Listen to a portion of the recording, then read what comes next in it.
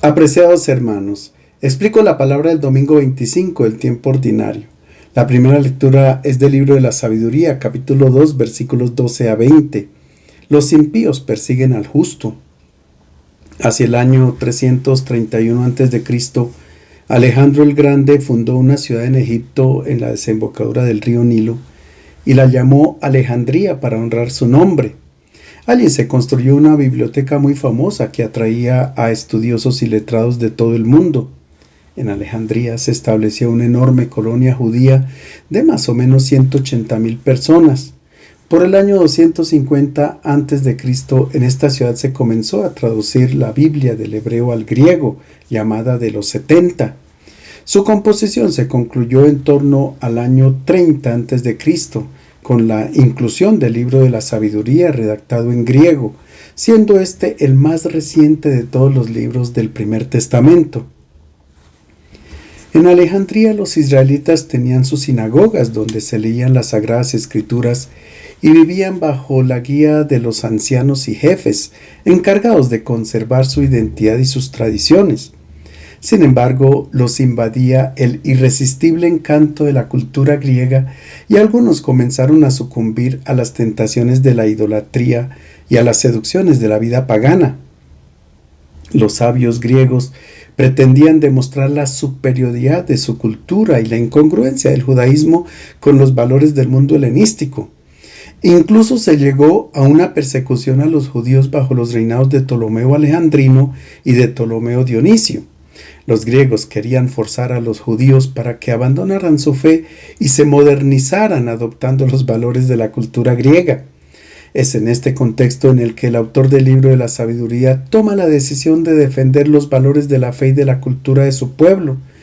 Expresándose en términos y conceptos del mundo helénico, hace elogio de la sabiduría israelita. Describe la suerte que le espera al justo y al impío en el más allá, y con ejemplos tomados de la historia del libro del Éxodo, muestra las diversas suertes que tuvieron los paganos idólatras y los hebreos fieles al Señor. El autor quiere lograr un doble objetivo. Dirigiéndose a sus compatriotas judíos sumergidos en el paganismo, en la idolatría, en la inmoralidad, les invita a redescubrir la fe de los padres y los valores de su cultura. Y dirigiéndose a los paganos, les invita a constatar lo absurda que es la idolatría y los invita a adherirse al Dios de Israel, el verdadero y único Señor. Para unos y para otros, el autor pretende dejar esta enseñanza fundamental. Solo Dios garantiza la verdadera sabiduría y la verdadera felicidad. Nuestro pasaje forma parte de la primera parte del libro, donde el autor reflexiona largamente y de forma pormenorizada sobre el destino de los justos y el destino de los impíos. El autor hace un discurso apasionado que pone en boca de los impíos, que pretende tenderle una trampa al justo. Se dijeron los impíos: tendamos trampas al justo que nos resulta incómodo. Se opone a nuestras acciones, nos echa en cara las faltas contra la ley, nos reprende las faltas contra la educación que nos dieron. Vamos a ver si es verdad lo que dice, comprobando cómo es su muerte. Si el justo es hijo de Dios, él lo auxiliará y lo arrancará de las manos de sus enemigos. Lo someteremos a tormentos despiadados para apreciar su paciencia y comprobar su resistencia. Lo condenaremos a muerte deshonrosa, pues dice que hay alguien que cuida de él. Ya en tiempos del profeta Isaías, los libertinos proclamaban un refrán: comamos y bebamos que mañana moriremos. En realidad, es un dicho que está presente en los hedonistas de todos los tiempos, quienes no encuentran algo mejor que replegarse sobre sí mismos, sobre la realidad de este mundo y abandonarse a los placeres fugaces. A finales del siglo I a.C., en Alejandría existía un grupo numeroso que pensaba de este modo y se comportaba de manera agresiva. A esta clase de personas, el autor del libro de la Sabiduría los llama impíos, y antes de nuestro pasaje cuenta la manera como ellos razonaban. Los impíos se dijeron, razonando equivocadamente: la vida es corta y triste. Por eso, a disfrutar de los bienes presentes, a gozar de las cosas con ansia juvenil. Atropellemos al justo, que es pobre, no nos apiadaremos de la viuda, ni respetaremos las canas venerables del anciano. Que sea nuestra fuerza la norma de la justicia, porque está visto que la debilidad no sirve para nada. Los malvados que promovían estas ideas insensatas eran principalmente los ricos e influyentes de la ciudad, seguidos por los intelectuales, quienes, considerándose los depositarios de una cultura superior, despreciaban a los israelitas y sus tradiciones religiosas, tachándolas de arcaicas, obsoletas, anticuadas y ya superadas por la nueva filosofía. Pero lo peor de todo era que algunos judíos que habían abandonado la fe de sus padres y se habían unido a los paganos, se ensañaban contra sus hermanos de raza, ofendiéndolos, calumniándoles y cometiendo contra ellos toda clase de abusos y fechorías. Sin embargo, los malvados no pueden vivir mucho tiempo con los justos. Estos resultan demasiado incómodos porque con su comportamiento manifiestan de manera tácita un reproche que, tarde o temprano, tiene que explotar, se vuelve insoportable y despierta el rencor contra ellos. A los impíos les molestaba la vida ejemplar que practicaban muchos israelitas piadosos, porque era una condena abierta y firme contra su corrupción, su apostasía y sus injusticias. Mostrando el sinsentido de la conducta de los impíos, el autor del libro de la sabiduría pretende mostrar a sus conciudadanos que vale la pena ser justo y mantenerse fiel a los valores tradicionales de la fe de Israel. Los impíos pensaban que si los justos no se dejaban seducir tenían que ser eliminados. Es por esto por lo que en nuestro pasaje los impíos toman una resolución: tendamos trampas al justo, lo someteremos a tormentos despiadados, lo condenaremos a muerte vergonzosa. Unos años después, estas amenazas se aplicaron directamente a Jesús. Él también fue perseguido por sus hermanos en la fe por ser justo y por haber anunciado la buena nueva del reino y por querer formar una nueva humanidad. La persecución es un evento inevitable en la vida de los justos, golpea siempre a las personas que eligen vivir según Dios.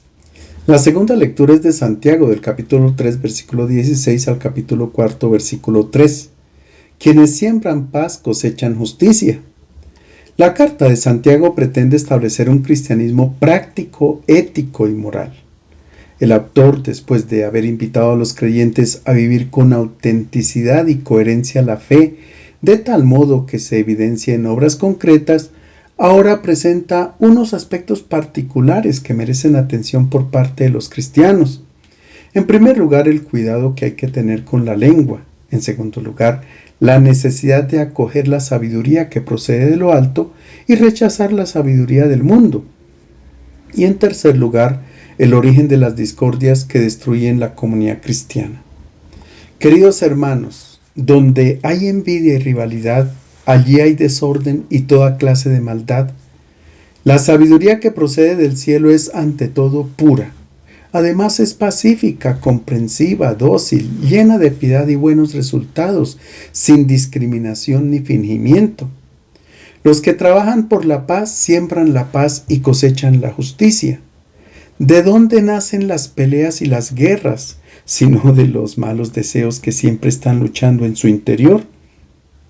Ustedes quieren algo y si no lo obtienen asesinan, envidian y si no lo consiguen pelean y luchan.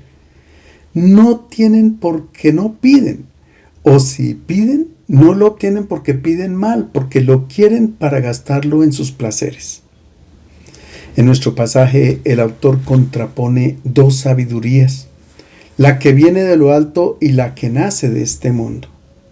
La sabiduría que procede de Dios es pacificadora, limpia el corazón, es condescendiente y dócil. Solo quienes se dejan guiar por esta sabiduría se comprometen a establecer relaciones fraternas entre los seres humanos y se convierten en constructores de paz. En cambio, la sabiduría que es propia de este mundo se anida en el corazón del hombre y en realidad no se le podría llamar sabiduría sino insensatez y negatividad, porque produce envidias, desorden, guerras, asesinatos, etc. Estos instintos humanos son los que dan lugar a toda clase de malas acciones y son también el origen de las discordias que estallan en la sociedad e incluso dentro de la comunidad cristiana cuando los creyentes aún no han interiorizado el Evangelio. Ellos, lejos de asimilar la vida de Cristo que ha sido entregada por amor, se encierran en su egoísmo y su orgullo.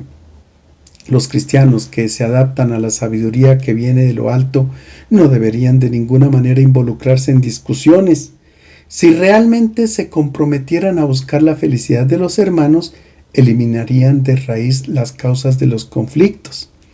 Finalmente, Santiago se refiere a la oración auténtica, aquella que sale del corazón, no para pedir que se realicen nuestros sueños, caprichos, egoísmos, codicias y pasiones.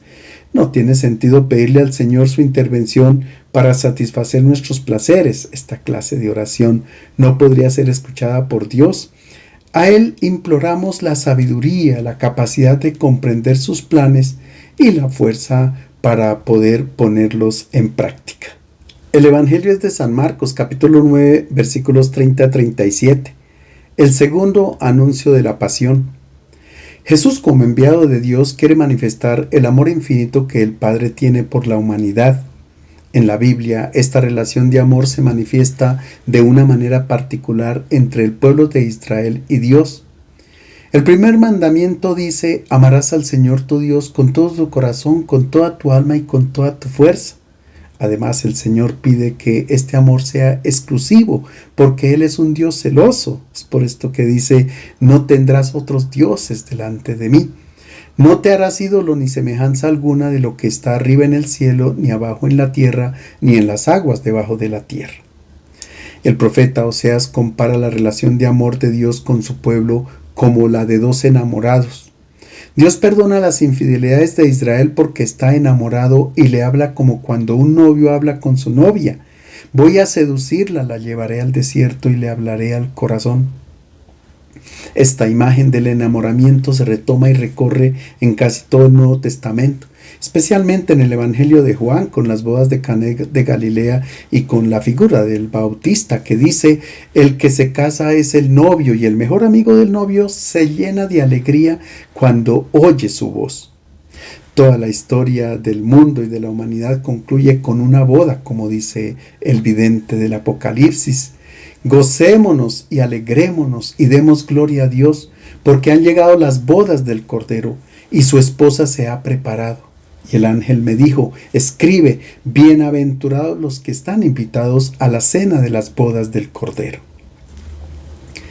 Jesús quiere establecer una relación profunda de amor con sus discípulos. Él había preguntado en Cesarea de Filipo por su identidad. ¿Qué esperaban de él? ¿Cómo los discípulos lo estaban acogiendo? En otras palabras, él preguntaba si ellos eran capaces de unir sus vidas a la de él, de enamorarse de su forma y de su estilo de vida. Para lograrlo, ellos necesitaban un profundo conocimiento del Maestro, saber qué es lo que él piensa y qué le espera a quien une su vida a la de él. Es necesario un tiempo de maduración en el conocimiento recíproco, de lo contrario se construye una relación débil que en cualquier momento se puede romper. Los 3 años del ministerio público de Jesús ha sido el tiempo oportuno para este conocimiento recíproco. En el Evangelio de Marcos se evidencia un camino espiritual de los discípulos para reconocer la identidad del Maestro. En realidad la reconocen plenamente después de su resurrección, cuando Él se vuelve a reunir con todos ellos en Galilea. Así sucede con nosotros. Se necesita tiempo para reconocer la verdadera identidad de Jesús y tomar la decisión de unir nuestra vida a la de Él. Después de 1 año y medio de convivencia con sus discípulos, Jesús se da cuenta de no haber podido involucrarlos en su forma de amar. Es por esto por lo que por segunda vez habla de su destino en Jerusalén. En aquel tiempo Jesús y sus discípulos se marcharon de la montaña y fueron recorriendo Galilea, y no quería que nadie lo supiera, porque enseñaba a sus discípulos y les decía: el Hijo del Hombre va a ser entregado en manos de hombres que le darán muerte. Después de morir, al cabo de 3 días resucitará. Ellos, aunque no entendían el asunto, no se atrevían a preguntarle. El maestro ya había enseñado a los discípulos sobre lo que le esperaba en Jerusalén, pero ellos no pensaban en eso y creían que a Jesús también se le había olvidado, porque para ellos era un mal recuerdo de algo que no podía suceder. Jesús tiene claridad sobre el fin de su vida y siente la necesidad de estar a solas con los discípulos para que ellos comprendan mejor el argumento. Era mejor que ocurriera una fuerte discusión entre ellos o una desilusión que ocultar la realidad y la verdad.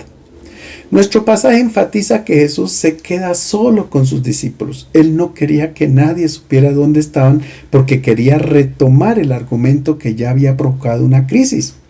Ante la propuesta de donar la vida, Pedro había reaccionado fuertemente. No aceptaba unir su vida a la de Jesús porque no se resignaba a un fracaso. Jesús había llamado a sus discípulos no para enseñarles una doctrina, sino para involucrarlos en su proyecto de vida. Un proyecto de vida muy distinto a lo que los discípulos estaban acostumbrados, porque Jesús es un hombre nuevo que ha venido a inaugurar una nueva humanidad. Y los discípulos que estaban con él podían contemplar cómo Jesús era, qué enseñaba y qué acciones realizaba, qué sucedía cuando él llegaba con su palabra, hacía caminar a los cojos, escuchar a los sordos, expulsaba a los demonios, y todos estos signos manifestaban la inminente llegada del reino de Dios. Jesús retoma el discurso diciendo que el Hijo del Hombre está para ser entregado en manos de los hombres. Hijo de hombre en hebreo significa el hombre verdadero. El hombre realizado plenamente es quien actúa de acuerdo con la voluntad de Dios. Es la persona que se deja guiar por la vida del Espíritu que habita en ella y no actúa motivada por sus propios instintos. Es que podemos ser animales racionales, pero no humanos. Quien comete injusticia, violencia, hace guerra, etc., no es realmente humano. Jesús dice que está a punto de ser entregado en las manos de los hombres. No dice en las manos de los sumos sacerdotes, de los escribas y de los fariseos, no. En las manos de todos los hombres de la humanidad. Quien lo entrega no es Judas, como podríamos pensar inmediatamente. Judas sí lo ha entregado a los sumos sacerdotes. Aquí hay alguien distinto que lo entrega a los hombres. Los estudiosos de la Biblia llaman a esta manera de hablar un pasivo divino, es decir, es la manera con la cual el evangelista presenta la obra del Padre del cielo. Él ha sido quien ha entregado a Jesús en las manos de los hombres. Y recordemos que Dios se ha hecho carne, Dios se hizo hombre. Por tanto, esta es la imagen más bella de Dios. Es Él quien se entrega en nuestras manos. Amar significa entregarse en las manos del otro. El otro puede pedirme todo aquello que tenga necesidad para vivir y yo estoy dispuesto a donarle. Es el amor incondicional de los padres de familia que se sacrifican para poder dar lo necesario a sus hijos. Se entregan totalmente a ellos, están en sus manos. Es lo opuesto a lo que el mundo piensa, que el hombre realizado es el que ha dominado y se ha nutrido del otro para satisfacer su propia codicia. Esto es el antiamor o lo antihumano. Jesús es el cordero que se entrega en las manos de los lobos. Los lobos son quienes quieren perpetuar el mundo antiguo, el mundo de la competición, donde se busca dominar al otro, etc. Y cuando llega un hombre nuevo, un cordero, se sabe que le espera la muerte de parte de estos lobos. Pero esta era la única manera que Jesús podía salvar a los seres humanos de su salvajismo, de su instinto violento y de poder dar inicio a un mundo nuevo, el de los hombres verdaderos, el de los corderos. Para quienes han matado a Jesús, el crimen parecía una victoria porque lo han quitado de en medio de ellos. Pero solo el amor vence a la muerte. Jesús asegura que la muerte no será la victoria, sino el amor, porque Él resucitará al tercer día. El único modo de vencer la muerte es entregando la vida, donando la vida por amor, como nos lo enseña Jesús. Una vida transformada en amor no será tocada por la muerte. Pero los discípulos no lograban comprender estas palabras de Jesús. Aunque Él se expresaba de modo claro, su propuesta de dar la vida estaba lejos de los intereses de los discípulos y de sus expectativas. Ellos no estaban listos para aceptar la propuesta de ser corderos. Para ellos esto era inaudito y no entendían cómo Jesús pudiera tener razón. Seguramente tampoco nosotros lo comprendemos. Se necesita una conversión incluso dolorosa, porque pasar de dominar a los demás a entregarnos en las manos de los demás es una decisión bastante fuerte. Los discípulos tienen temor de pedir explicaciones a Jesús. A pesar de que ya es la segunda vez que escuchan el anuncio de la pasión, ellos no comprenden porque están ansiosos de que Jesús cambie de discurso. Ellos quieren seguir cultivando sus sueños. Es por esto por lo que no preguntan nada al maestro, sino que hablan entre ellos. Escuchemos de qué hablan. Llegaron a Cafarnaúm y ya en casa Jesús les preguntó, ¿de qué hablaban por el camino? Se quedaron callados porque por el camino habían estado discutiendo quién era el más importante. Se sentó, llamó a los 12 y les dijo, el que quiera ser el primero que se haga el último y el servidor de todos. Después llamó a un niño, lo colocó en medio de ellos, lo acarició y les dijo, quien reciba a uno de estos niños en mi nombre, a mí me recibe. Quien me recibe a mí, no es a mí a quien recibe, sino al que me envió. Como los discípulos no preguntaron nada a Jesús, ahora Él en casa los interroga. ¿De qué hablaban por el camino? Ellos habían discutido quién era el más grande y ahora hacen silencio porque saben que sobre la búsqueda de los primeros puestos Jesús es bastante estricto.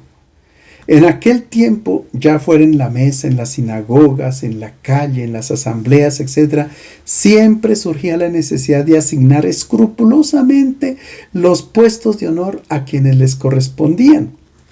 Se debatía incluso sobre las diferentes categorías de santos en el cielo y habían concluido que eran 7. Cada uno según su rango, mayor o menor, en función de los méritos. Al igual que los santos en el cielo, con mayor razón tenían que ser catalogados los habitantes de este mundo.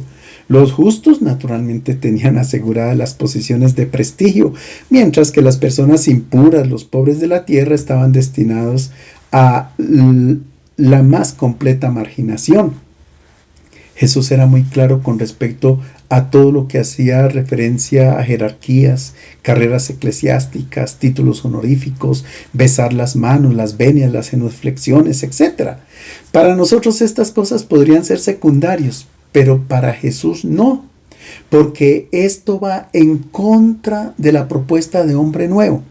Es el hombre viejo el que busca todo esto, el hombre nuevo es el que se ubica en el último puesto. Él no es puera venias, sino que se inclina y besa los pies del pobre. El instinto de ser los primeros está presente en el ser humano. No es algo negativo, sino que hay que saber en qué consiste. Y Jesús nos enseña cómo ser egregios, superiores a los otros, cómo ser grandes, realizados, cómo ser admirados y por quién. El evangelista subraya que el diálogo de Jesús con sus discípulos tuvo lugar en una casa. Esta casa es la imagen de la comunidad cristiana. En ella no pueden haber manifestaciones de grandeza, de dominación y sometimiento, porque estas actitudes están en contravía con el evangelio. La iglesia no es un trampolín para adquirir posiciones de prestigio, sino que es el lugar donde cada uno, de acuerdo con los carismas recibidos, celebra su grandeza sirviendo con humildad a sus hermanos. A los ojos de Dios, el más grande es quien más se parece a Cristo, que se hizo servidor de todos.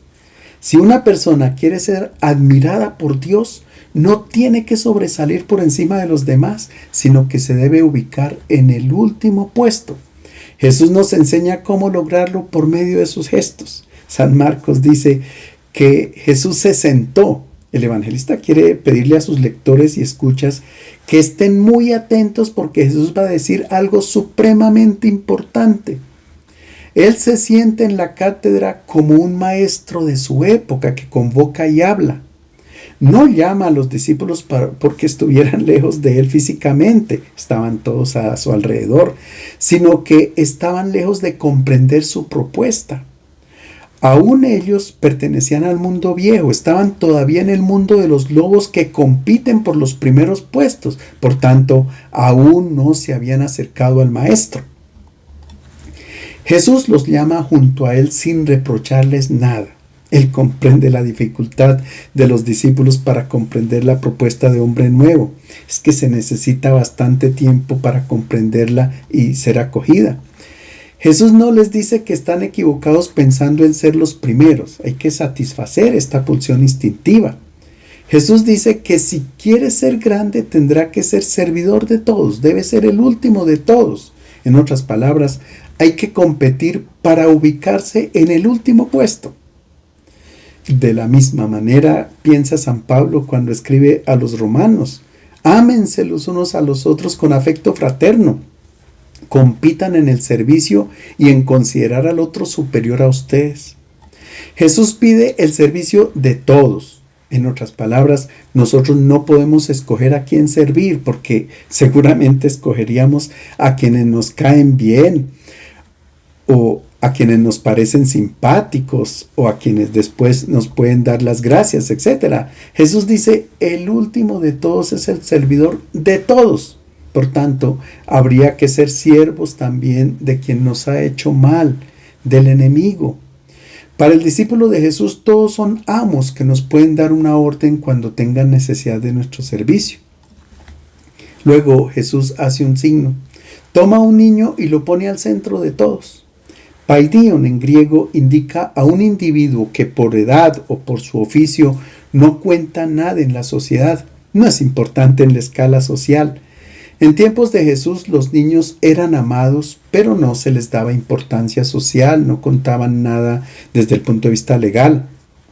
E incluso eran considerados impuros porque transgredían los requisitos de la ley.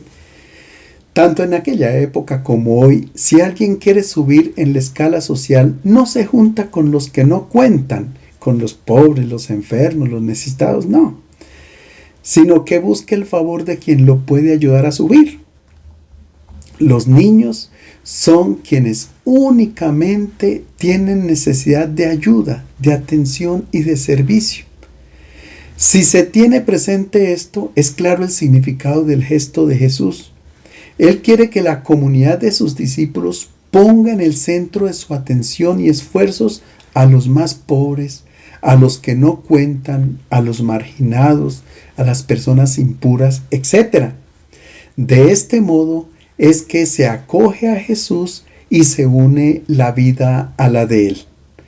Les deseo un feliz domingo.